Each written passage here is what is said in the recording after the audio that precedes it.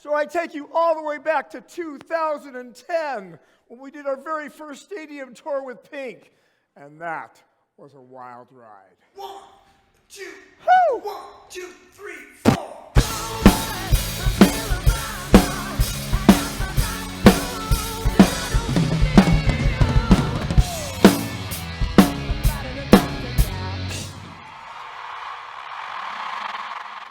Okay, we'll go to this mic now.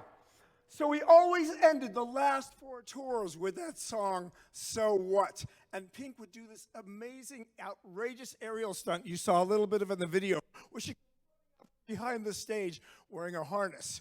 And then she jogged down the satellite stage to the front, to the front of the satellite stage, where she'd be greeted by 2 dancers who would clip her in with 2 carabiner clips. And attached to each carabiner clip were 2 high-tension cables that would stretch across the entire audience. And when she'd give the signal to the computer operator, he would lift her up.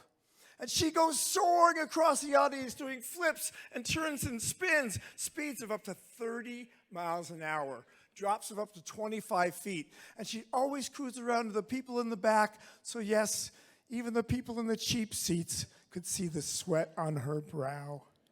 And one night we were in Berlin, Germany. 50,000 people. This audience was on fire. The loudest audience ever. And Pink caught the fire. She ran down the ramp full speed. She ran right to the front of the satellite stage.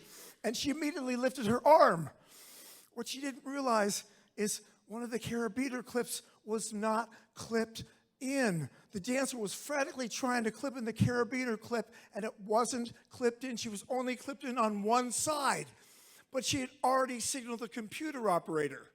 And in the 2 seconds it took the computer operator to hit the kill switch, here's what happened. She got brutally and rapidly dragged across the satellite stage, across hot lighting cans, off the side of the stage, a 6-foot drop into what we call the pit, and pulled up right against the metal side railing. It's one of the most frightening moments of my life. It was really eerie because the audience was dead silent. The band was dead silent. She was dead silent. I literally thought she was dead until I heard the sweetest sound. It was the sound of Pink cussing. If she was cussing, she was breathing, she was alive, she was angry. This was a great sign. But what happened next was totally unprecedented, because in addition to all of the techs that had jumped into the pit to help her, her husband, Carrie, ran across the stage, jumped into the pit to help her. Carrie helped her all right. Carrie helped literally drag her back to the stage. She wanted to get back onto the stage. The poor girl got on the stage. She couldn't even stand up herself. She was trying to stand up. Carrie jumped on the stage to help her. She could only stand on one leg. She was literally like leaning on the side of his shoulder. It looked like the other leg was broken. And she very feebly said to the audience, "Listen, everybody, I'm so sorry, but I'm too injured to perform the last song. But I got to make it up to all of you. I'm willing to give everybody their money back." With only one song left, and I will tell you, not one person asked for their money back. And this audience started roaring even louder than before. And then I looked in the eyes of some of the audience members. They actually had tears in their eyes.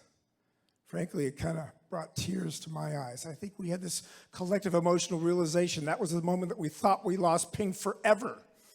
But that was also the moment that I realized, wow, we know we cannot control what happens to us, but it is the grace with which we recover from disruption, from challenges, from life-threatening situations, and our unyielding desire, in spite of these challenges, to provide what I call rock star communication in the form of solutions, in the form of helping.